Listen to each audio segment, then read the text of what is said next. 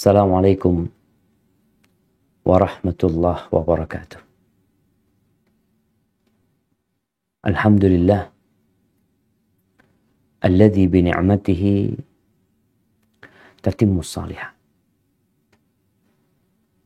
Segala puji bagi Allah Jalla Jalaluh yang karena nikmatnya kebaikan-kebaikan menjadi sempurna. Yang karena rahmatnya niat-niat baik hamba dapat terlaksana. Hari ini hari Jumat tanggal 11 Rabiul Tsani 1442 Hijriah. Allah Jalla Jalaluh memberikan karunia-Nya kepada kita di hari yang paling indah untuk belajar agama. Semoga Allah menyempurnakan nikmat-Nya kepada kita dan kita dengan karunia dan hidayahnya menuju ke surga Allah SWT. Allahumma salli wa sallim ala sayyidina wa maulana Muhammadin wa ala alihi wa ashabihi ajma'in. Ya Allah, semoga salawat dan salam senantiasa tercurahkan untuk baginda Nabi kita Muhammad, untuk keluarga beliau, untuk istri-istri beliau, untuk putra-putri beliau, dan untuk seluruh sahabat Nabi. Semoga Allah meridhai kita bersama mereka. Amma ba'd, jamaah rahimakumullah, khususnya buat teman-teman di RSUD Padang, para dokter, para medis, semoga Allah senantiasa menjaga kita. Bicara dokter nih, dia berada di garda terdepan. Dia mendapatkan tugas dan profesi yang sebenarnya beresiko untuk kehidupan mereka. Tapi semoga Allah menjaga kita semua.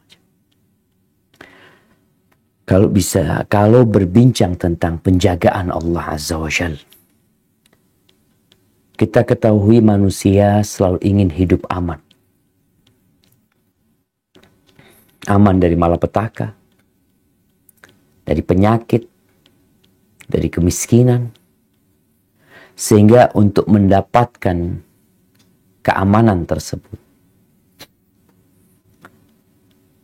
dia akan melakukan segala cara agar dia terjaga.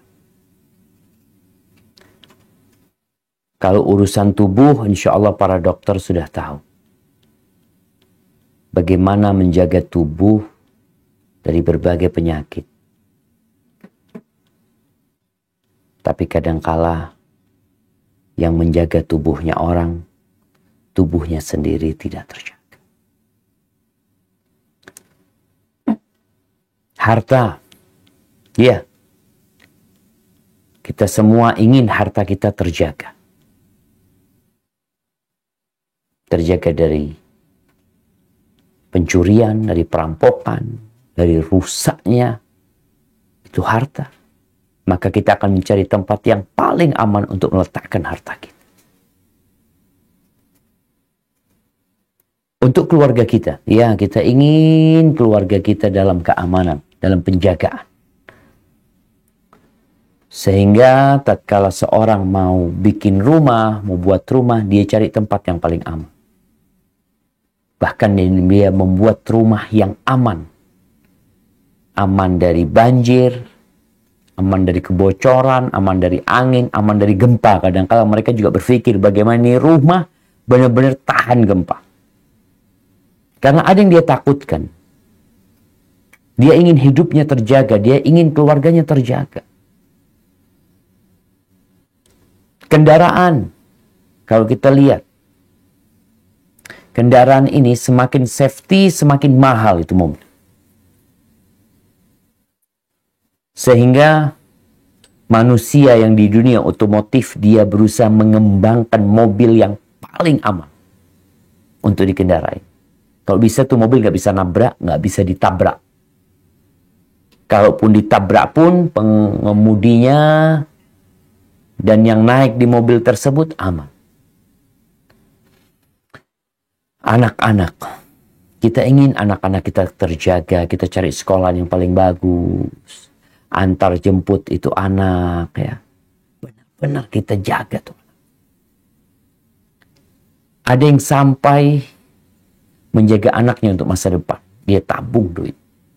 Tapi ada juga yang mengasuransikan anak dengan harapan anaknya terjaga di masa depan nanti.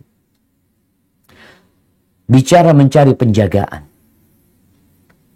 dengan sebab-sebab yang sebagian tadi disebutkan, selama itu diperbolehkan oleh agama, nggak masalah. Namun sebenarnya ini yang kadangkala kita lupa. Mencari penjagaan yang paling aman dan paling terjamin adalah kepada pemilik alam semesta ini. Seorang yang naik motor, dia pakai helm, dia pakai jaket kulit, dia pakai segala pengamanan. Tapi kalau Allah nggak jaga, mati dia, terluka, patah. Karena sejatinya yang punya alam semesta ini Allah Azza wa Jalla. Kalau kita lihat bapaknya Nabi Yusuf alaihissalam, Nabi Yaqub alaihissalam, bagaimana dulu peristiwa Yusuf yang hilang, yang katanya dimakan oleh serigala, cerita kakak-kakak, padahal tidak. Kemudian selang berapa tahun, 30 tahun kemudian atau 40 tahun kemudian diceritakan, nih kakak-kakaknya minta izin lagi sama bapaknya untuk membawa adiknya Nabi Yusuf, Benyamin. Mau dibawa ke Mesir, dari Palestina mau dibawa ke Mesir. Apa kata bapak? Mungkin kita bisa membaca di surat Yusuf ayat 64. Silahkan dibaca.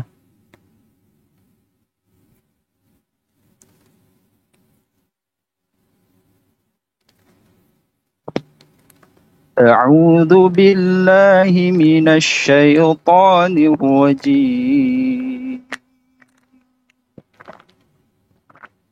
قال هل آمنكم عليه إلا كما أمنتكم على أخيه من قبل فالله خير حافظا وهو أرحم الراحمين.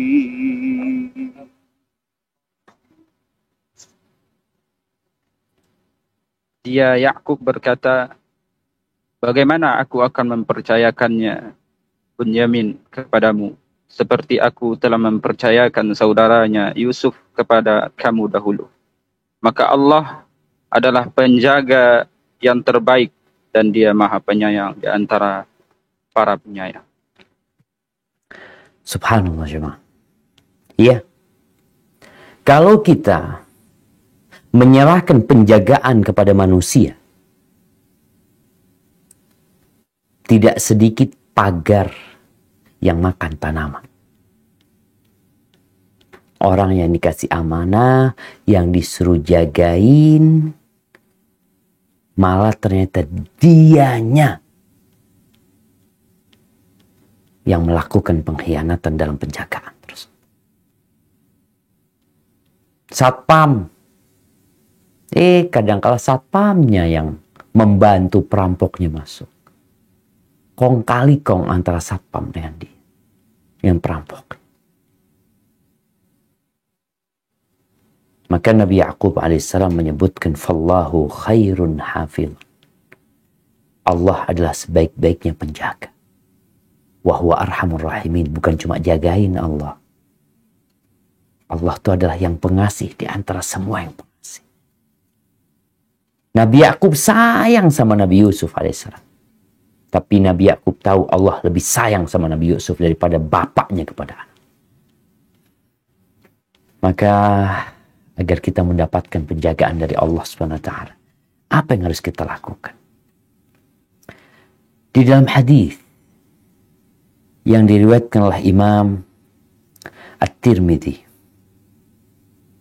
Yang hadis ini termasuk hadis dalam kumpulan 40 hadis Arba'in Nawawiyah, 40 hadis yang disusun oleh Al-Imam Nawawi. Hadis ini bernomor 19. An Abil Abbas, Abdullah ibn Abbas radhiyallahu anhuma. Dari bapaknya Abbas, yaitu Abdullah, putranya Al-Abbas. Jadi Abdullah bin Abbas ini punya anak dikasih nama seperti nama kakeknya. Jadi Abbas bin Abdullah bin Abbas radhiyallahu anhuma qala kuntu khalfan nabi sallallahu alaihi wasallam yauman. Pada suatu hari aku dibonceng Rasulullah sallallahu alaihi wasallam di belakang, di atas hewan kendaraan atau hewan tunggangan Nabi sallallahu alaihi wasallam. Lalu beliau berkata, "Ya gulam, wahai bocah, inni u'allimuka kalimat. Aku sungguh akan mengajarkan beberapa kalimat, beberapa nasihat penting kepadamu." Ini nasihat Nabi kepada sepupunya yang masih umurnya belasan, di bawah 15 tahun. Apa nasihatnya? Ihfadillah yahfadka. Jagalah Allah, niscaya Allah akan menjagamu. Ihfadillaha tajidhu tujahak. Jagalah Allah Jalla Jalaluh, maka kamu akan mendapati Allah di hadapan. Idza sa'alta fas'alillah. Kalau engkau ingin meminta, maka mintalah kepada Allah Azza wa Jalla. Wa idza sta'anta fasta'in billah. Kalau engkau ingin meminta pertolongan, maka mintalah pertolongan kepada Allah. Wa'lam. Lalu Nabi mengatakan kepada sepupunya, wa'lam, ketahuilah. Ilmu nih. Ambil nih ilmu. Annal ummata law ijtama'at ala an yanfa'uka bi syai'in lam yanfa'uka illa bi syai'in qad katabahu Allah. Qad katabahu Allahu lak. Andai kata seluruh umat manusia bersatu padu untuk memberikan manfaat kepadamu, maka mereka tidak akan pernah bisa memberikan manfaat kecuali untuk sesuatu yang Allah sudah tetapkan atas diri atau untuk diri. Sebaliknya, wa in ijtama'u ala an yadurruka bi syai', kalau mereka bersatu padu berkumpul untuk memberikan bahaya kepadamu, untuk membahayakan diri, lam yadurru, maka mereka tidak akan mampu untuk membahayakan dirimu. Seluruh umat manusia, 8 miliar manusia. Kok di Indonesia nih, kita bicara 270 juta manusia. Kalau mereka mau membahayakan anak, apakah mereka nggak bisa? Di situ ada tentara, ada polisi, ada semua orang, ada presiden, ada gubernur. Masa mereka nggak bisa membahayakan dirinya? Nggak bisa. Mereka nggak akan membahayakan dirimu kecuali Allah sudah menetapkannya atas diri. Rufi'atil aqlam wa jaffatis suhuf. Pena itu sudah diangkat dan lembaran-lembaran itu sudah kering. Dan di riwayat lainnya, di riwayat selain Imam Tirmidzi, Nabi alaihissalatu wassalam mengatakan, ihfadillah tajidhu amamak. Jagalah Allah, engkau akan mendapatinya di hadapanmu selalu. Ta'arraf ilallahi fil rakha, ya'rifka fil syiddah. Kenalkan dirimu kepada Allah Kenalkan dirimu kepada Allah. Kapan? Ketika engkau sedang berbahagia, ketika engkau sedang gembira, ketika engkau sedang bersukaria. Niscaya Allah akan mengenali dirimu tatkala engkau susah. Wa'alam annama akhta'aka lam yakun liyusib. Ketahuilah bahwa apa yang luput dari dirimu, memang dia ketetapannya nggak akan menimpamu. Sebaliknya, wa ma asabak lam yakun liukhti'ak. Yang menimpamu nggak akan luput dari dirimu. Makanya nggak perlu orang itu mengatakan, andai kata ini, andai kata. Mungkin ada teman-teman yang kena COVID ya. Lalu dia mau andai kata aku tadi nggak kumpul, andai kata. Nggak ada andai kata. Katakan qadarullah wa ma syaa fa'al. Wa'lam anna an-nasra ma'as sabri. Dan ketahuilah bahwa kemenangan itu bersama kesabaran. Wa annal faraja ma'al karbi. Dan bahwasanya kemudahan itu selalu menyertai kesulitan.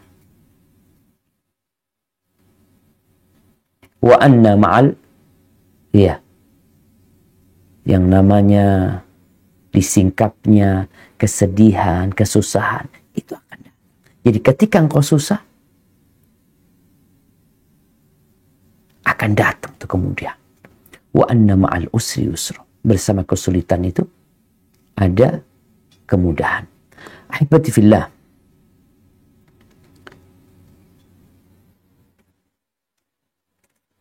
Itu yang Nabi alaihi salatu wassalam sampaikan kepada sepupunya.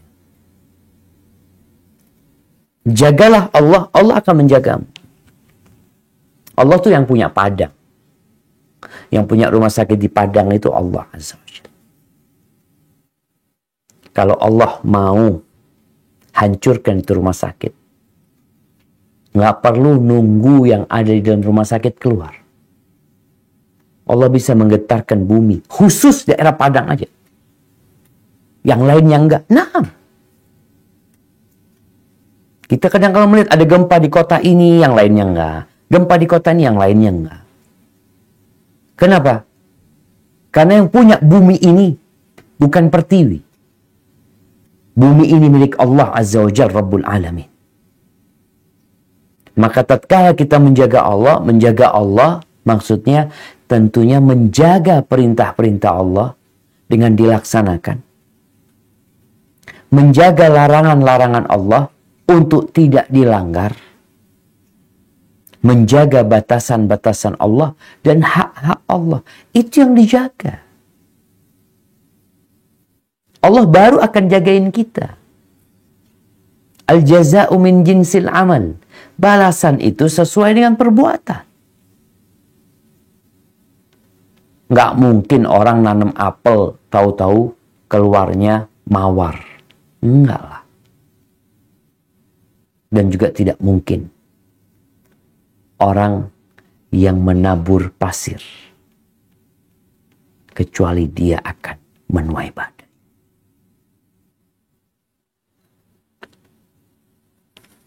Di antara contoh sesuatu yang harus kita jaga supaya Allah jagain kita adalah menjaga sholat.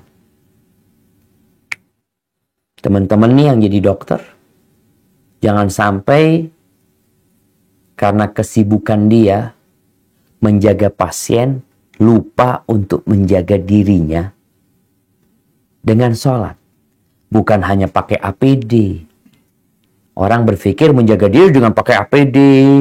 Sekarang ini perlu minum vitamin, minum jamu, insya Allah aman dari COVID. Ya, mungkin itu jadi sebab. Tapi engkau harus jaga Allah Azza wa Jalla. Yang memindahkan itu penyakit. Yang menularkan itu penyakit ke fulan, ke fulan, ke fulan. Kenapa fulan yang kena? Kenapa fulan enggak? Makanya kadang kala tuh ada satu yang terkena COVID-19, lalu di tracking orang-orang yang berhubungan sama dia, nggak ada yang kena. Dia doang yang kena. Kenapa? Karena yang memindahkan itu penyakit Allah Azza wa Jalla. Maka jagalah sholatnya. teman-teman yang di rumah sakit, yang menjadi tim medis, engkau jaga sholatmu dan jaga sholatnya pasien. Apa urusan anak sama dia, Ustaz? Kerjaan anak kan sebagai seorang perawat umpamanya, ya hanya sekedar ngasih obat, ngecek tubuh dia, selesai. Urusan ibadah, urusan dia sama Allah SWT. Enggak, itu urusanmu juga. Bukankah yang sakit itu saudaramu? Bukankah kalau engkau membesuk dia dengan niat membesuk orang yang sakit, saudara muslim yang sakit, di pagi hari engkau datang membesuk dia, ada 70.000 malaikat yang bersolawat buat engkau sampai sore. Maka jangan katakan itu bukan urusanku. Jaga sholat.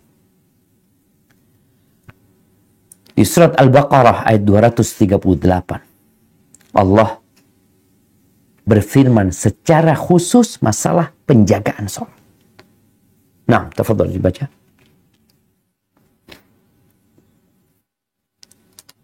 A'udzu billahi minasyaitonir rajim. حافظوا على الصلوات والصلاة الوسطى وقوموا لله قانتين فإن خفتم فرجالا أو ركبانا فإذا أمنتم فاذكروا الله كما علمكم ما لم تكونوا تعلمون. Barakallahu fiik. Artinya peliharalah semua solat dan solat wusta, dan laksanakanlah solat karena Allah dengan khusyuk.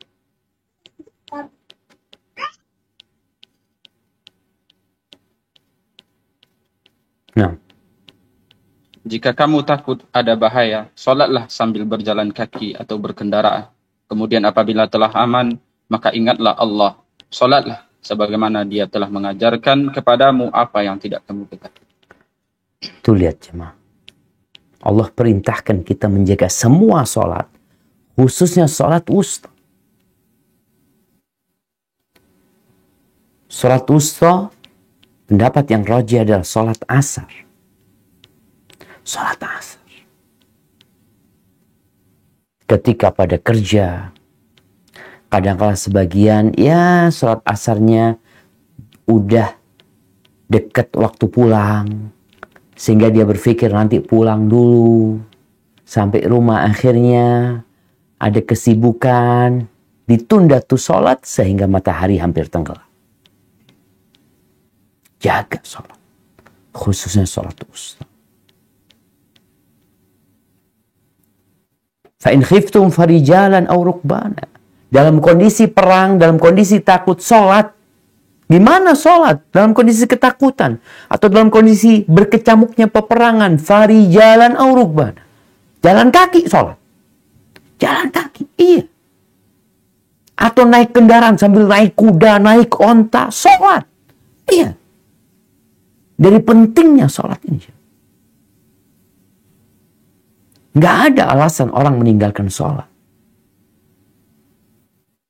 Maka orang-orang yang sakit, dokter pun tetap wajib sholat. Dan sholat ini termasuk kewajiban yang waktunya sudah ditetapkan. Maka ketika seorang dokter hendak menentukan waktu bedah, hendaklah memperhatikan waktu sholat. Jangan sampai akhirnya kelewatan. Tapi kalau nggak sengaja ya lain lagi. Jangan sampai gara-gara menjaga itu orang yang sakit, kita nggak menjaga diri kita sendiri dengan menegakkan sholat. Kemudian termasuk penjagaan yang harus dilakukan hamba adalah menjaga kepalanya Jaga nih kepala. Dengan semua indera yang ada di kepala. Dan jagalah perut. Yang dikandung perut juga sampai ke bawah. Kata Rasul sallallahu alaihi wasallam dalam hadis riwayat Tirmidzi, al-istihya minallah, ketika Nabi mengatakan kepada para sahabatnya sallallahu alaihi wasallam, istahyu minallahi haqqal haya. Kalian malulah sama Allah dengan malu yang sebenarnya. Apa kata para sahabat? Inna nastahi minallah. Kita malu sama Allah. Lalu Nabi alaihissalatu wasallam menjelaskan konsekuensi malu kepada Allah adalah antahfadar ra'sa wa ma wa'a. Engkau menjaga kepalamu nih, yang ngasih kepala nih Allah. Engkau jaga kepalamu, panca indera yang di sana, ada mata, ada telinga, ada penciuman, ada mulut, ada lisan, jaga. Wal batna wa ma hawa, dan jaga perutmu dan yang di dalamnya tuh. Jaga. Baru Allah akan jagain kita. Sebagian orang nggak jagain tuh panca inderanya. Dia lepas. Kemaluannya pun seperti itu, tidak dijaga. Di surat Al-Mu'minun ayat 5 dan 6. Surat Al-Mu'minun ayat 5 dan 6. Allah Azza wa Jalla berbincang tentang siapa sih orang-orang beriman yang sebenarnya. Nah, silahkan dibaca. A'udzu billahi minasy syaithanir rajim. Walladzina hum li furujihim hafizun. إلا على أزواجهم أو ما ملكت أيمانهم فإنهم غير ملومين.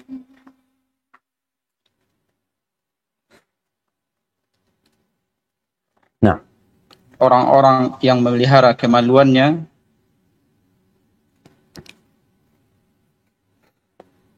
kecuali terhadap istri-istri mereka atau hamba sahaya yang mereka miliki, maka sesungguhnya mereka tidak tercela.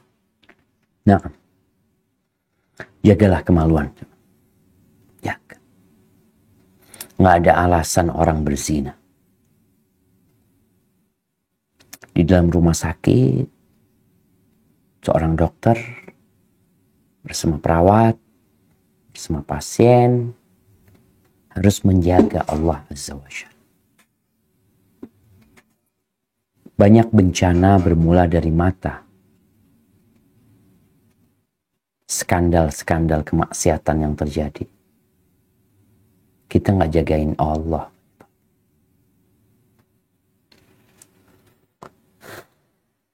Ada aturan yang harus ditegakkan.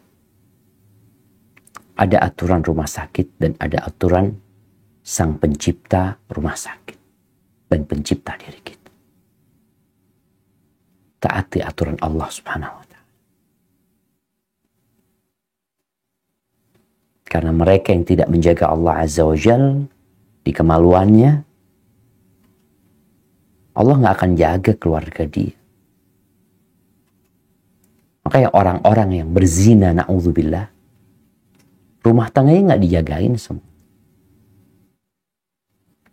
Ada seorang anak yang berzina lalu menikah. Ibunya marah-marah sama ini anak.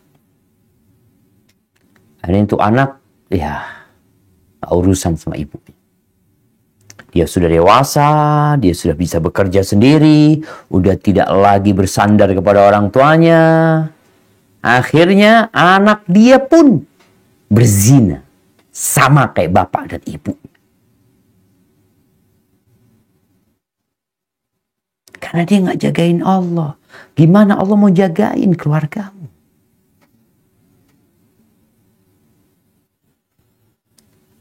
Ahibati fillah, kemudian yang perlu dijaga dan perlu dipelihara adalah sumpah.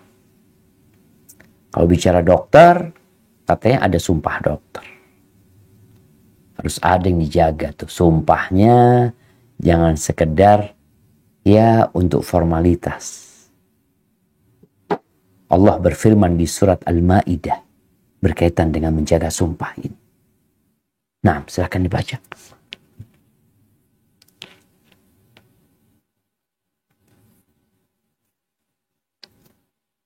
أعوذ بالله من الشيطان الرجيم لا يؤاخذكم الله باللغو في أيمانكم ولكن يؤاخذكم بما عقدتم الأيمان فكفارته إطعام 10 مساكين من أوسط ما تطعمون أهلكم أو كسوتهم أو تحرير رقبة فمن لم يجد فصيام 3 أيام ذلك كفارة أيمانكم إذا حلفتم واحفظوا أيمانكم كذلك يبين الله لكم آياته لعلكم تشكرون. Allah tidak menghukum kamu disebabkan sumpah-sumpahmu yang tidak disengaja untuk bersumpah, tapi Dia menghukum kamu disebabkan sumpah-sumpah yang kamu sengaja. Maka kafaratnya atau denda pelanggaran sumpah ialah memberi makan 10 orang miskin, yaitu dari makanan yang biasa kamu berikan kepada keluargamu, atau memberi mereka pakaian, atau memerdekakan seorang budak, hamba sahaya. Barang siapa tidak mampu melakukannya, maka kafaratnya berpuasalah 3 hari. Itulah kafarat sumpah-sumpahmu apabila kamu bersumpah. Dan jagalah sumpahmu. Demikianlah Allah menerangkan hukum-hukumnya kepadamu agar kamu bersyukur kepadanya. Barakallahu fikum. Jaga. Kalau sumpah, orang tuh dipegang omongan. Jaga. Jangan sampai kita mengkhianati sumpah kita. Kita nggak jagain tuh sumpah, Allah nggak jagain kita. Dan orang yang menjaga Allah Azza wa Jal dengan melaksanakan perintah Allah, menjauhi larangannya, aturan Allah dia wujudkan dalam kehidupan ini, maka Allah akan menjaga dia, menjaga keimanan dia, menjaga diri dia dan keluarganya serta hartanya. Allah akan jagain. Nah, kita tahu Nabi Ibrahim alaihissalam. Apa yang terjadi dengan Nabi Ibrahim? Dilemparkan ke api sama kaum.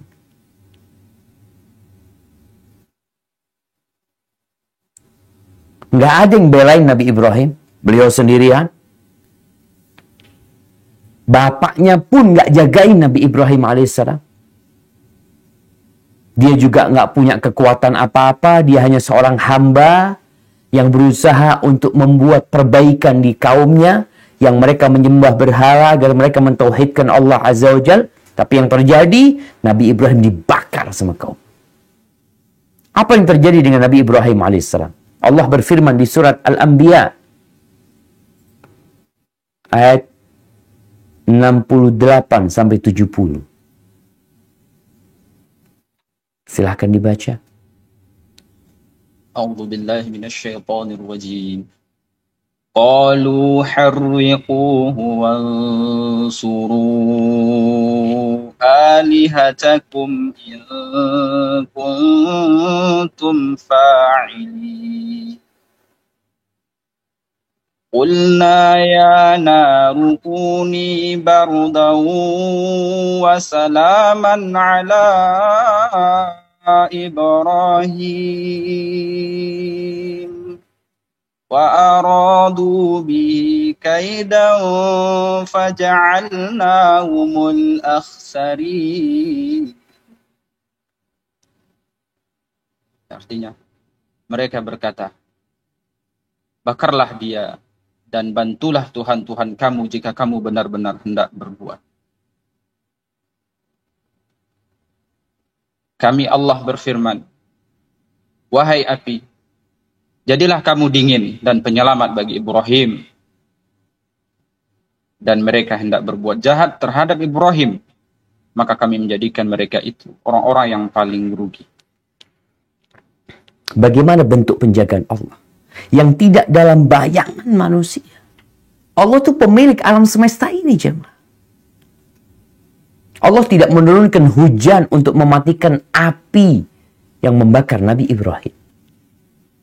Allah tidak menurunkan salju atau angin. Allah tinggal berkata kepada api, api ini membakar. Tapi dia ciptaan Allah, dia nurut dan patuh sama Allah. Allah katakan kepada api tersebut, ya nar, wahai api, kuni bardan wa salaman ala Ibrahim. Jadilah engkau sejuk, dingin dan penyelamat buat Ibrahim. Buat Ibrahim saja. Tetap api itu panas dirasakan oleh orang-orang di sekitar Nabi Ibrahim. Tetap kayu itu terbakar. Tapi buat Ibrahim, dingin dan penyelamat. Kenapa? Itulah penjagaan Allah Azza wa Jalla. Ada banyak orang yang mungkin niat jahat sama kita. Ketika kita menjaga Allah Azza wa Jalla, kita serahkan. Ada orang yang pakai bodyguard, yang sewa bodyguard, atau dia pakai polisi atau apalah. Maka hendaklah kita menjaga Allah Azza wa Jalla. Di surat Al-Kahf ini hari Jumat nih. Hari baca surat Al-Kahf. Di ayat 79, 80, 81, 82. Atau Nabi Khadir bersama Nabi Musa alaihissalam melobangin perahu yang dinaiki. Lalu setelah itu, yang kedua ketemu bocah dibunuh sama Khidir. Yang ketiga ketemu bangunan yang mau roboh, kemudian diperbaiki sama mereka. Nabi Musa di 3 cerita itu beliau mengingkari. Kenapa engkau lakukan itu? Kenapa engkau lakukan itu? Kenapa engkau lakukan itu? Kenapa? Itulah penjagaan Allah Azza wa Jalla. Jawabannya kita akan baca. Tafadhal. Di surat Al-Kahfi ayat 79. Nah, surat Al-Kahfi ayat 79 sampai 82. Mungkin dibaca satu-satu. Nah.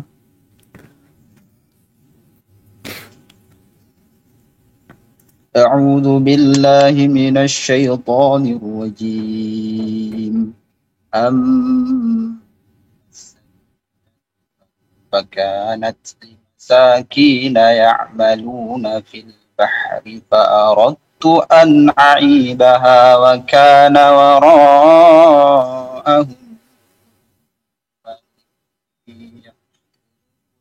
سفينة واسمها.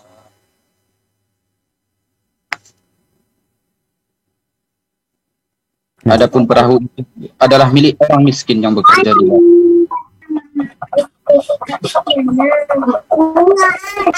Taknya, karena di hadapan mereka ada seorang raja yang akan merampas setiap perahu.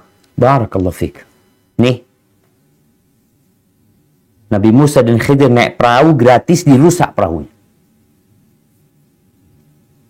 Orang akan berpikir, nah ini perusakan harta ini. Enggak, itu penjagaan.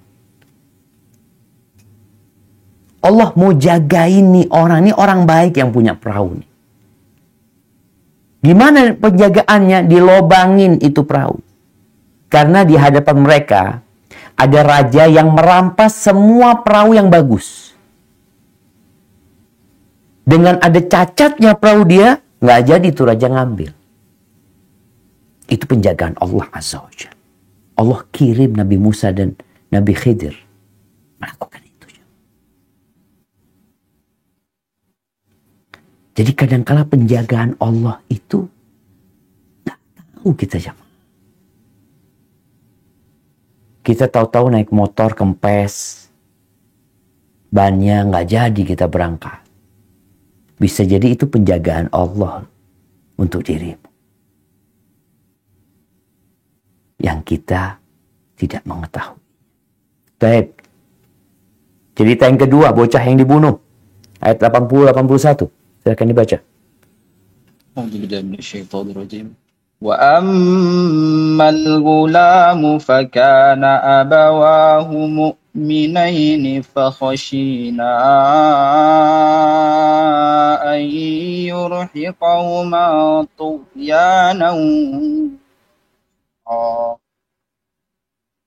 Dan adapun anak muda kafir itu, kedua orang tuanya mukmin, dan kami khawatir kalau dia akan memaksa kedua orang tuanya kepada kesesatan dan kekafiran. Lanjut. Lanjut. Fa'aradna an yubadilahuma rabbuhuma khairan minhu zakah wa aqraba ruhmah. Kemudian kami menghendaki sekiranya Tuhan mereka menggantinya dengan seorang anak lain yang lebih baik kesuciannya daripada anak itu dan lebih sayang kepada bapaknya. Barakallahu fikum jamaah. Kita lihat nih. Ini bentuk penjagaan Allah. Dimatikan itu anak. Dalam kondisi orang tuanya kan sedih ketika anak itu mati. Tapi ternyata kematian anak itu penjagaan dari Allah Azza wa Jalla. Bukan cuma dijaga fisik kedua orang tua, tapi dijaga keimanannya. Dan di antara penjagaan Allah yang paling indah adalah tatkala iman kita dijagain sama Allah. Nggak jadi murtad kita. Nggak jadi maksiat kita dijagain sama Allah SWT. Bagaimana Allah menjaga Masyitah binti Fir'aun? Allah jagain Masyitah. Ketika anaknya satu persatu dimasak, terakhir dia sama bayinya. Kesian nih ibu sama tuh bayi. Allah jagain Masyitah, tuh bayi bisa bicara. Allah bikin itu bayi bicara. Agar ibunya kuat keimanan. Engkau berada di atas kebenaran, wahai bunda. Terjun tuh Masyitah ke kuali yang berisi minyak panas. Ini penjagaan keimanan. Cerita Ashabul Ukhdud. Tatkala ribuan, bahkan dikatakan 20.000 manusia dimasukkan ke parit-parit yang penuh dengan api. Karena mereka beriman kepada Allah dan hari akhir. Ada seorang perempuan yang sedang menggendong bayinya. Dia kesian juga sama tuh bayi. Tuh bayi bisa bicara. Ini penjagaan Allah. Untuk menjaga keimanan. Jadi anak-anak yang meninggal dunia kadangkala itu bentuk penjagaan Allah Azza wa Jalla buat engkau. Maka berbaik sangkalah sama Allah Subhanahu wa taala. Kemudian yang terakhir, ini berkaitan dengan bangunan rumah. Nah, silahkan.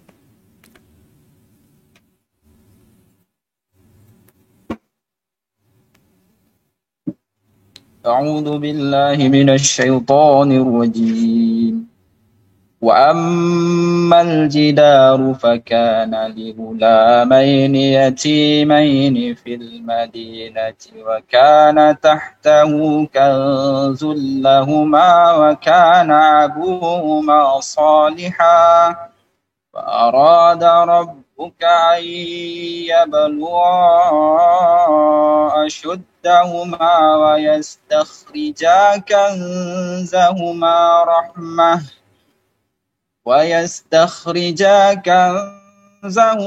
رحمة من ربك وما فعلته عن أمري ذلك تأويل ما لم تستع عليه صبرا. Dan adapun dinding rumah itu adalah milik dua anak yatim di kota itu, yang di bawahnya tersimpan harta bagi mereka berdua. Dan ayahnya seorang yang soleh, maka Tuhanmu menghendaki agar keduanya sampai dewasa dan keduanya mengeluarkan simpanannya itu sebagai rahmat dari Tuhanmu. Apa yang ku perbuat bukan menurut kemauanku sendiri. Itulah keterangan perbuatan-perbuatan yang engkau tidak sabar terhadap. Barakallahu fikum. Tuh anak dijagain, 2 anak. Bapaknya udah mati, udah nggak ada, anak yatim. Dia punya harta.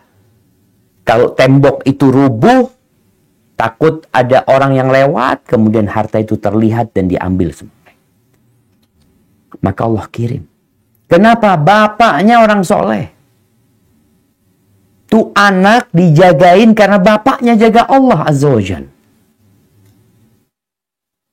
Jadi kita kalau ingin anak-anak kita dijaga sama Allah Subhanahu wa taala, jaga Allah. Bapaknya jadi orang soleh. Bicara nanti bagaimana masa depan anak kita, orang tua kan, dia siapkan toko, dia siapkan usaha, dia sekolahkan anaknya sebagai bentuk penjagaan orang tua, sebagai bentuk kasih sayang orang tua kepada anak-anaknya. Ya, nggak apa-apa. Tapi jagalah Allah Azza wa Jalla. Kalau engkau tinggalkan harta buat anak-anakmu, Allah bisa bikin itu harta habis dalam sehari, 2 hari. Tapi kalau engkau orang soleh dan engkau ajarkan kesolehan kepada anak-anak, insya Allah, Allah akan menjaga kita semuanya. Dan penjagaan dari perbuatan kemaksiatan, banyak cerita-cerita penjagaan Allah jamaah. Nabi Yusuf alaihissalam dijaga. Diajakin berzina sama perempuan cantik, Allah jaga Nabi Yusuf. Dan itu penjagaan yang paling agung, yaitu dijaga keimanan kita dari kekufuran. Dan kita dijaga dalam kondisi Islam sampai ajal menjemput kita. Hada wallahu a'lam bishawab. Itu yang bisa Anda sampaikan pada kesempatan kali ini.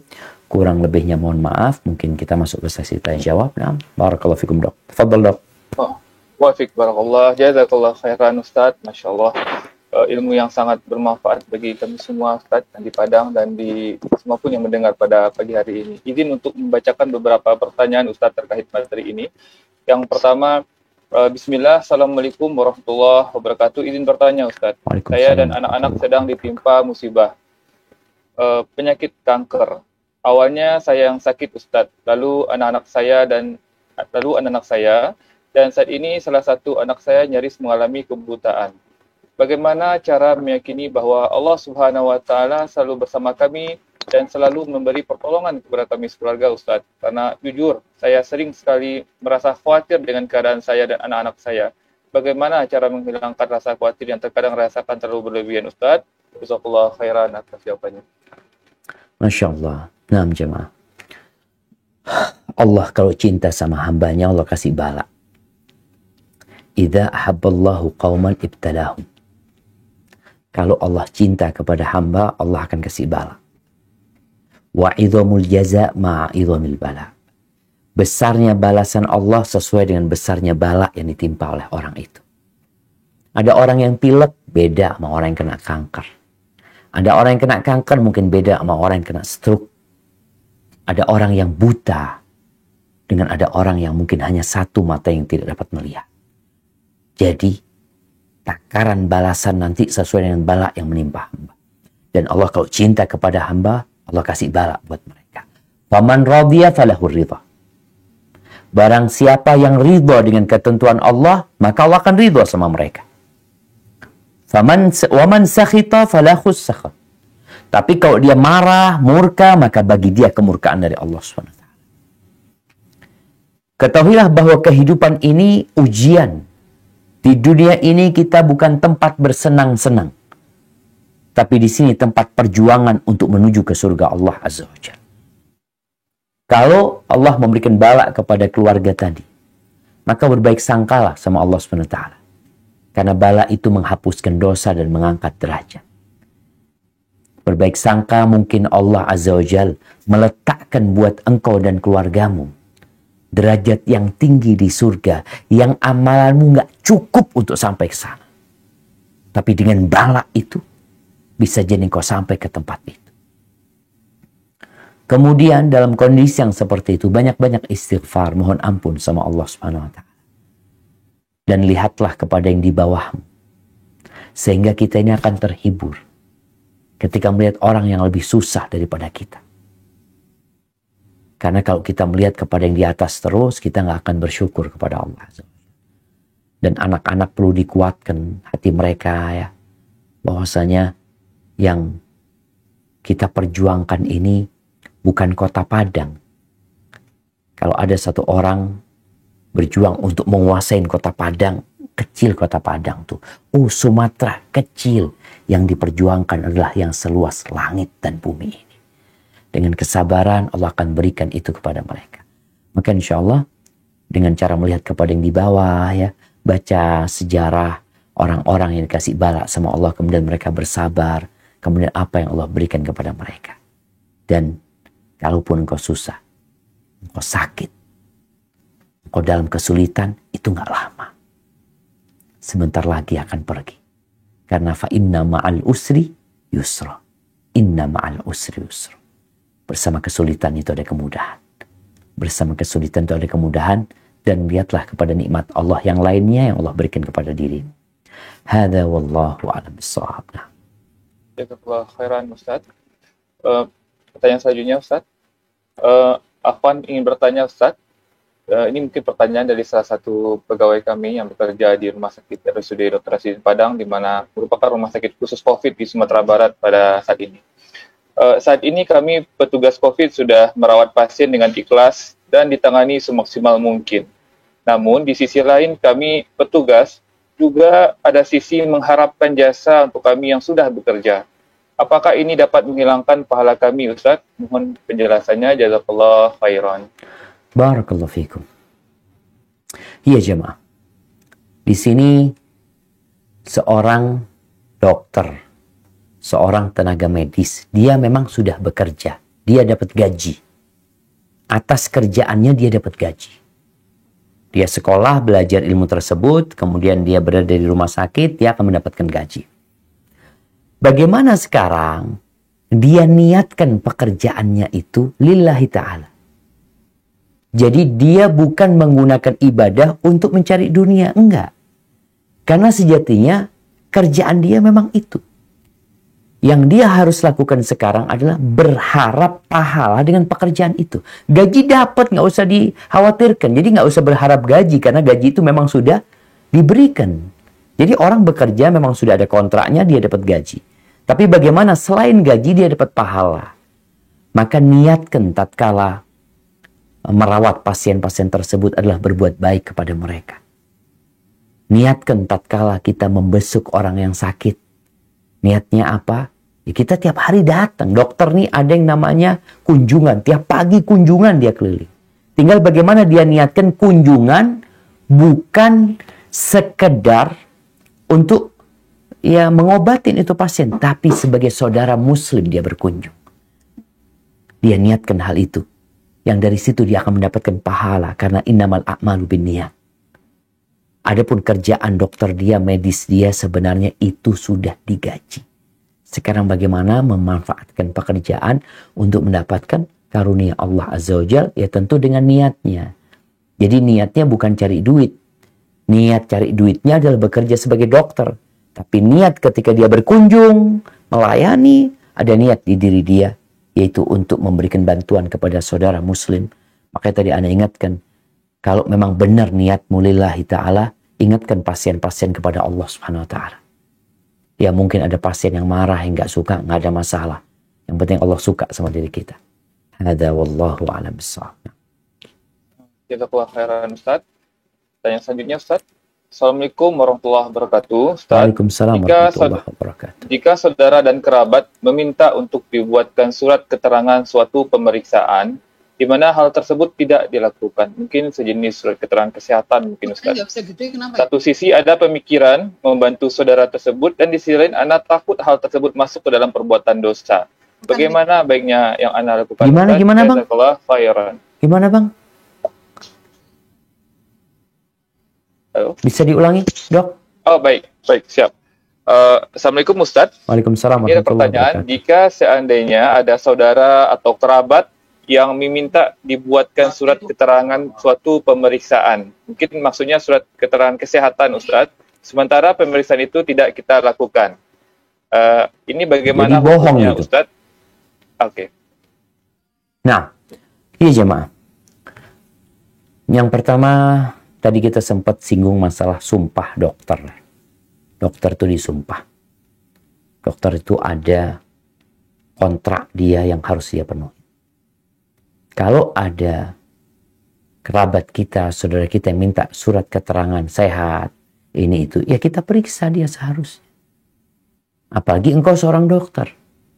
Kau sampaikan nggak ada masalah, aku akan keluarkan, tapi periksa dulu.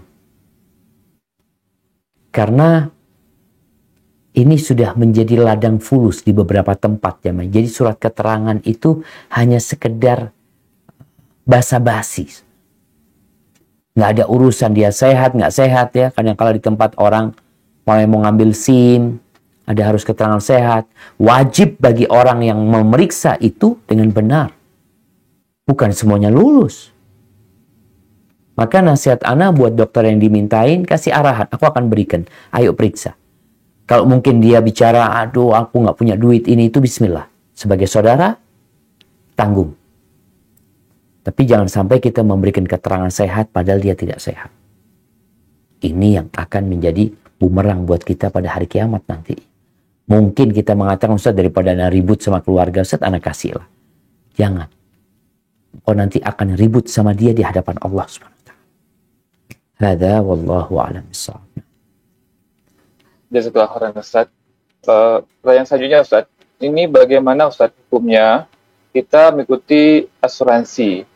Karena seringkali asuransi ini didasarkan pemikiran ketakutan akan kejadian sesuatu yang di masa depan. Di antaranya, kalau bagi kami saat ini dokter, sekarang mulai ada asuransi profesi namanya Ustaz, di mana nanti jika kita mengalami tuntutan hukum, maka nanti ada asuransi yang membantu biaya tentang hukum tersebut, begitu. Ataupun mungkin asuransi pendidikan bagi anak, ataupun asuransi kendaraan.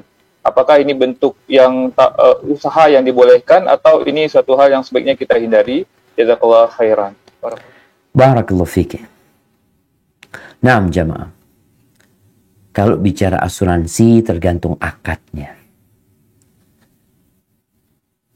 Kebanyakan akad asuransi itu mencari keuntungan sebenarnya. Jadi kita membayar sesuatu yang nggak pasti. Ini yang disebut gharar. Kita bayar. Antum bayar apa sih? Oh nanti kalau ada kejadian ini itu loh. Kejadian itu kan belum tentu. Loh iya, tapi kalau terjadi nantinya. Ya apa katanya nanti? Ya enggak, kau kan nggak punya duit nantinya. Tabung. Kalau bicara engkau takut dengan masa depan, tabung tuh duit. Soalnya kalau bicara asuransi, kita membeli sesuatu jaminan yang tidak pasti, yang tidak ketahuan.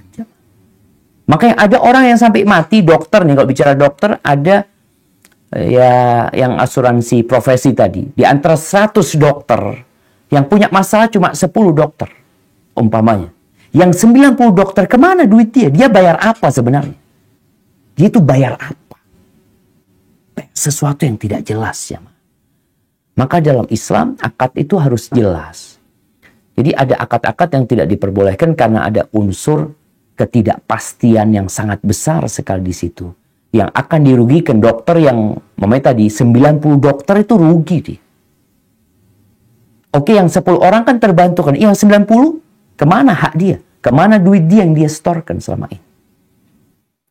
Maka kalau bicara asuransi dalam Islam itu ada namanya at-ta'min at-ta'awuni. Asuransi tolong-menolong. Ini mungkin yang perlu digulirkan sekarang. Yang unsurnya membantu. Ini ada di rumah sakit, ada 100 dokter. Oke sudah, tiap bulan kita taruh duit 100.000. Buat apa ya? Udah untuk bantuin siapa yang kena masalah. Jadi kita nggak berharap duit itu balik sama kita memang. Kita berharapnya untuk saling membantu sudah. Sedangkan orang-orang yang asuransi ini tujuannya cari keuntungan. Bukan membantu. Jadi jangan dipikir perusahaan asuransi itu, oh tujuan kita adalah membantu. Kalau ta'awuni membantu memang.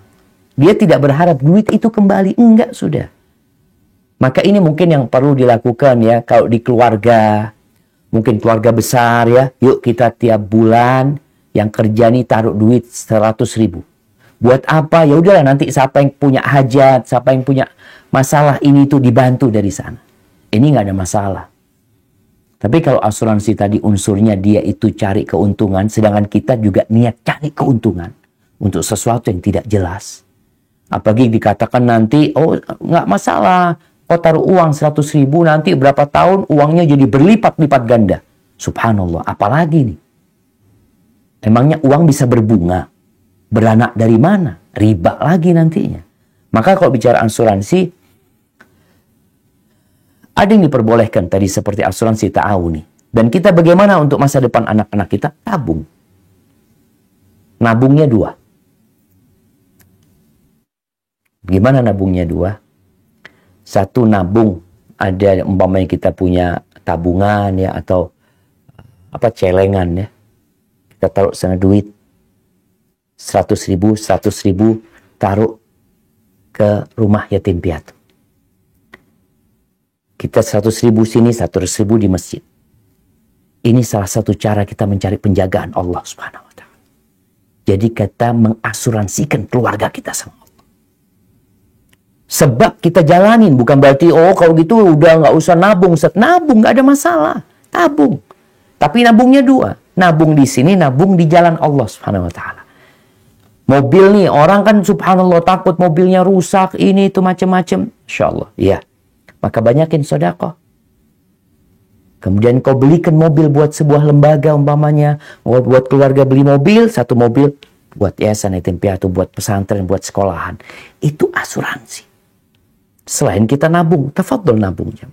Tapi kalau sudah asuransi yang konvensional, yang kadang-kala dikatakan syariat ini itu, hati-hati. Sampai kita yakin sama akadnya. Kalau dapat akad asuransi yang katanya syariat, tanyakan dulu kepada ustadz yang ahli di bidang tersebut, apakah betul syariat ustadz atau tidak. Hadza wallahu a'lam bissawab. Nah. Baik, Ustadz, ini juga ada pertanyaan. Assalamualaikum warahmatullahi wabarakatuh. Ustadz, mengapa Allah masih memberikan perlindungan terhadap orang kafir saat di dunia? Karena kalau kita baca di Al-Quran bahwa Allah akan memberikan perlindungan kepada orang-orang yang bertakwa, Ustaz. Jazakallah khairan. Barakallahu fikum. Iya jemaah. Ini yang kadang-kala buat kita takjub sama orang-orang kafir. Makanya Allah Azza wa Jalla mengatakan, "Fala tu'jibka amwalu wala auladum." Taib, asal kita baca nih ayat supaya semuanya melihat ini ayat. Nah, di surat At-Taubah ayat 55. Di surat At-Taubah ayat 55. Nah, ya Allah berfirman, ana bacakan, "Fala tu'jibka amwaluhum wala auladuhum. Innama yuridullahu liyu'adzibahum biha fil hayatid dunya wa tazhaqa anfusuhum wa hum kafirun." Maka janganlah harta dan anak-anak mereka membuatmu kagum. Sesungguhnya maksud Allah dengan itu adalah untuk menyiksa mereka dalam kehidupan dunia dan kelak akan mati dalam keadaan kafir. Ini sebenarnya yang terjadi. Oh, kenapa mereka dijagain? Itu azab buat mereka. Apakah kita berpikir mereka hartanya terjaga? Ustadz, dia tambah kaya, Ustadz. Anak-anaknya tambah sukses. Azab buat mereka. Oh, nanti di akhirat, di dunia, mereka tersiksa. Tersiksa apanya? Batinnya tersiksa. Seharusnya orang kaya ya, itu orang yang paling tenang hidupnya. Udah gak kepikiran macam-macam. Tapi ada orang yang tidur pun tidak nyaman. Maka jangan takjub sama mereka. Kemudian balasan buat orang-orang kafir itu di dunia. Jadi kalau ada orang kafir berbuat baik di dunia, ada orang kafir sedekah, kita lihat ada orang-orang kafir yang sosial, betul. Yang gak pernah sujud sama Allah, tapi dia suka bantu orang lain. Apakah ada balasannya? Iya. Allah akan berikan balasan sempurna di dunia. Karena di akhirat gak dapat apa-apa. Jadi seperti itu. Adapun orang-orang yang beriman, Allah akan jaga. Dan penjagaan Allah yang paling indah adalah penjagaan iman kita. Bukan urusan harta dan fisik kita. Iman kita mati dalam kondisi Islam. Dapat apa? Dapat surga yang luasnya seluas langit dan bumi. Hada wallahu a'lam bishawab. Jazakallah khairan Ustaz. Izin bacakan pertanyaan Ustaz. Ini juga ada pertanyaan. Assalamualaikum warahmatullahi wabarakatuh Ustaz. Waalaikumsalam. Apakah dalam Islam kita boleh memberikan vaksin dan imunisasi pada bayi kita sebagai salah satu upaya kita untuk menjaga anak-anak kita dari penyakit ataupun wabah? Jazakallah khairan. Barakallahu fikum. Naam jamaah. Berkaitan dengan urusan dunia, Rasulullah sallallahu alaihi wasallam mengatakan antum a'lamu bi umuri dunyakum. Kalian lebih ngerti untuk urusan dunia kalian. Dulu tuh salah satu sebab wurudnya hadis ini berkaitan dengan mengawinkan pohon kurma. Kurma itu ada jantan, ada betina. Karena tidak dikawinkan, akhirnya nggak jadi buahnya. Maka Nabi SAW mengatakan kalian lebih ngerti tentang urusan dunia kalian. Berkaitan dengan vaksin, berkaitan dengan obat. Kita bicara vaksin, obat, segala sesuatu lah. Yang memang kedokteran ini mungkin berusaha untuk mengembangkan hal itu dalam rangka mengobati manusia. Selama tidak ada unsur haramnya di sini, ya nggak apa-apa. Yang nggak boleh kata Nabi SAW, فَلَا تَتَدَاوَوْا بِالْحَرَامِ. Jangan berobat dengan yang haram. Itu yang terlarang. Jadi kalau bicara imunisasi, kalau bahannya haram, ya haram. Kalau halal, ya halal. Gitu. Oh, perlu nggak anak diimunisasi? Ya, tergantung sekarang dokternya ngomong apa. Makanya dokter tuh harus amanah. Makanya kalau ada dokter-dokter yang kolusi mungkin bersama perusahaan obat. Ada yang seperti itu. Tapi dokter itu kan udah disumpah, harus amanah. Dia benar-benar ingin memberikan kebaikan. Maka katanya dokter imunisasi. Ya sudah kita imunisasi. Tapi yang halal. Ingat sekali lagi, untuk urusan yang seperti ini, selama itu halal, maka nggak ada masalah sebenarnya. Dan itu tidak bertentangan dengan tawakal. Tidak. Karena tawakal itu amalan hati kita, yaitu kita yakin dan bersandar kepada Allah Subhanahu wa Ta'ala. Adapun usaha, ya seperti yang diperintahkan oleh Allah, kita berusaha. Hayyakumullah, barakallahu fikum. Nah. Baik, Ustaz, izin pertanyaan. Masih ada waktu Ustaz sebelumnya? Tafadhal dok, mungkin 2 pertanyaan lagi dok. Masya Allah, barakallahu fikum.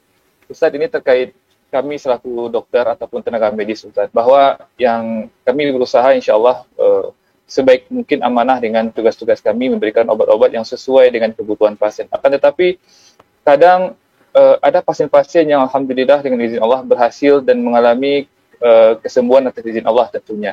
Akan tetapi di sisi lain juga ada setelah kami berikan obat ataupun tindakan seperti operasi qadarullah ternyata kondisinya tidak semakin baik. Bahkan ada yang mengalami efek samping obat atau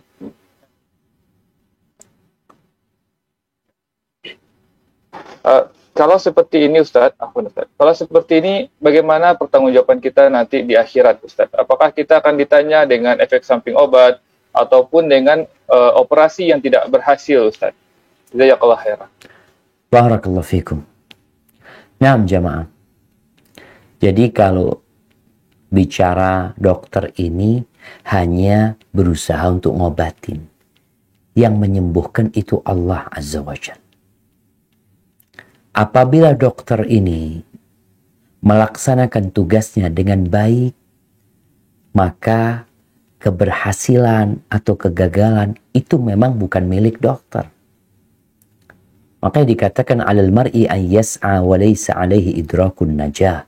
Kewajiban seorang itu hanya berusaha, kesuksesan, kesembuhan itu milik Allah Subhanahu wa Ta'ala. Maka tinggal dokter ini apakah dia akan minta pertanggungjawaban. Kalau ternyata memang dia melaksanakan operasi itu tidak dengan cara yang baik, maka dia akan bertanggung jawab. Di dunia aja bertanggung jawab gitu. Dia akan dituntut. Ketika dia tidak melakukan tugasnya dengan baik. Tapi ketika dia sudah maksimal sesuai dengan kemampuan dia, tahu-tahu gagal. Karena faktor yang bukan kesalahan manusia sebenarnya, maka dia tidak akan bertanggung jawab. Maka para dokter harus benar-benar amanah. Maka di hati dokter ini harus bergantung sama Allah. Jangan sampai akhirnya dia ujub. Ketika orang-orang di luar mengatakan, oh kalau yang operasi dokter fulan, oh Masya Allah, aman sudah semuanya. Enggak. Yang menyembuhkan itu Allah. Dokter ini cuma usaha. Tadi yang dikatakan dokter. Bisa jadi ini sembuh, yang ini mati. Maka insya Allah apabila sudah melaksanakan tugasnya dengan baik, dia tidak akan mempertanggungjawabkan. Di dunia pun dia nggak akan mempertanggungjawabkan. Tapi kalau dia ternyata coba-coba, ya, kadangkala ada obat. Kalau bicara obatnya, kadangkala kan memang dokter ini menjadi targetnya perusahaan obat. Datang ke dokter, dok, ada obat baru, dok, ini macam-macam. Akhirnya dokter nih menyarankan obat yang dia sendiri nggak yakin sebenarnya. Dan ada obat yang lebih bagus sebenarnya. Tapi karena tawaran ini lebih menggiurkan, ini obat ditinggalkan, ini pasien dikasih obat ini. Tanggung jawab nanti di hadapan Allah Subhanahu wa Ta'ala. Karena di antara hak saudara kita sesama muslim, kalau dia minta nasihat, kau harus memberikan nasihat kepada dia. Jangan mengkhianati pasien. Hada wallahu a'lam bissawab. Masya Allah, jazakallah khairan Ustaz, sangat mencerahkan. Pertanyaan selanjutnya Ustaz. Bismillah, Assalamualaikum warahmatullahi wabarakatuh. Ustaz, Ana sejak mengenal agama yang sesuai dengan sunnah, hidup Ana terasa lebih terarah. Tapi Ana hijrah sendiri Ustaz. Dan suami Ana belum. Kadang banyak perbedaan di antara kami sekarang. Tapi Ana selalu berusaha sabar dan membagi ilmu kebaikan dengan suami. Tapi suami belum menanggapi semua itu. Semakin Ana berikan masukan, kadang suami marah. Apa yang harus Ana lakukan Ustaz? Apalagi Ana memilih apakah Ana memilih diam saja? Syukran Ustaz, jazakallahu khairan. Naam, barakallahu fiik. Ya jemaah rahimakumullah. Allah berfirman, wa ja'alna ba'dakum li ba'din fitnatan atasbiru. Kami menjadikan sebagian kalian ujian untuk sebagian lainnya. Apakah kalian bersabar? Apa tidak? Seorang suami diuji sama istrinya dan ada seorang istri yang diuji sama suami. Tugas seorang yang hijrah, yang pertama dia harus memahami tabiat jalan hijrah. Hijrah itu perjuangan meninggalkan tempat kebanyakan orang untuk mempertahankan dan menjaga keimanan kita. Nabi SAW ketika hijrah, ya beliau menjadi target orang-orang musyrikin dan mau dibunuh oleh kaum dalam perjalanan hijrah beliau. Maka buat seorang istri, ketika mendapati suaminya belum hijrah, maka dia punya tugas untuk mengajak suaminya. Bagaimana cara mengajak Ustaz kalau dia marah-marah, ribut akhirnya kalau ngobrol sama suami? Yang pertama, berikan pelayanan yang paling maksimal dari istri kepada suami. Kau kan udah belajar. Dengan kau hijrah, kau tahu haknya suami. Sampai kata Nabi SAW, "Lau kuntu amiran ahadan an yasjuda li ahadin la amartul mar'ata an tasjuda li zawjiha." Kalau aku memerintahkan kepada seorang untuk sujud buat orang lain, niscaya aku akan perintahkan kepada seorang wanita untuk sujud kepada suaminya. Jadi hendaklah kau sebagai istri semakin maksimal melayani suami. Sehingga suami ini melihat perubahan istri mencolok sekali dalam urusan pelayanan. Bukan dalam urusan nasihat. Kadang-kadang suami terus kasih masukan-masukan, tapi pelayanan dari istri tetap kayak yang dulu. Sehingga istri ini merasa, suami ini merasa istrinya kok tambah jelek gitu setelah ngaji. Sampai ada cerita seorang laki-laki nih, yang dia curhat sama sahibnya. Dia berkata, aku ngelihat istriku sekarang berubah. Pakai kerudung yang panjang-panjang ya. Aku takut kata dia. Tanya sama sahibnya, coba kau lihat perubahan istrimu itu positif apa negatif? Kalau perubahan istri negatif ya hati-hati. Kata suami kayaknya positif sih. Dia semakin melayani, semakin care, semakin respect sama suami. Ya kalau sudah bagus lanjutkan kata dia. Maka di sini istri harus benar-benar menunjukkan pelayanan dia kepada suaminya. Kalau bicara apakah didiamkan suami? Enggak. Nanti ketika engkau sudah memberikan pelayanan yang maksimal sama suami, sambil pijetin kakinya suami, ngobrol sama suami, bang, aku tuh baca kayak gini bang. Bener enggak bang ya? Jadi dipancing suami ini bagaimana dia sebagai pemimpin, sebagai komandan di rumah, memberikan arahan-arahan kepada istrinya. Ya sambil didoakan suaminya. Sabar. Hadza wallahu a'lam bishawab. Baik, pertanyaan selanjutnya mungkin terakhir. Assalamualaikum Ustaz. Waalaikumsalam Ana warahmatullahi bertanya, ada seorang PNS yang memiliki kendaraan bermotor, namun setiap menggunakan kendaraan atau motor tersebut dadanya terasa sesak dan sakit, dan beliau akhirnya membeli mobil dengan cara meminjam uang di bank. Apakah kondisi ini seperti ini diperbolehkan Ustaz? Mungkin dengan alasan darurat. Jazakallah khairan Ustaz. Barakallahu fikum. Naam jamaah rahimakumullah. Ya. Kenapa harus pinjam ke bank? Ada orang yang naik motor sesek dadanya karena angin. Oh, makanya kita lihat ada motor-motor itu yang dikasih penahan angin di depannya, kasih kayak kaca tuh, seperti itu, sehingga dia tidak terkena angin. Ada yang mungkin harus pakai jaket. Tapi setelah itu nggak bisa Ustaz, tetap sesek Ustaz, berbahaya. Nah, beli mobil. Terus gimana cara beli mobilnya? Beli mobil yang bekas, sesuai dengan kemampuan. Utang boleh utang, tapi nggak boleh dengan cara riba. Cari utangan. Kita itu harus jadi orang baik, jemaah. Kita bicara hari ini tentang penjagaan Allah SWT. Kalau kita jagain Allah, Allah akan jagain kita.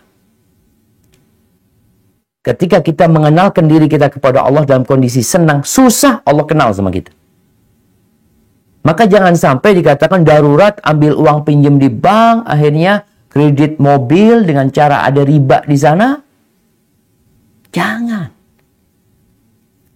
Beli mobil baru lagi. Maka hendaklah engkau beli mobil sesuai dengan kemampuan. Adalah mobil-mobil yang seharga motor, ada.